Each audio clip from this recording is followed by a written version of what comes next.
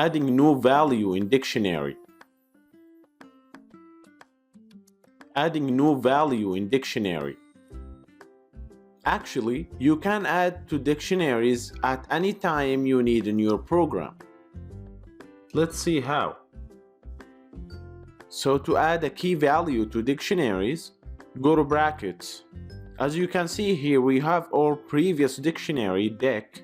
So if we want to add a new key with its value, we simply can type dic square brackets quotation marks your new key such as color equal, then we put the value such as quotation marks white. Alright, so I will print now to show you the new update. Print dic square brackets quotation marks color, and then try and terminal.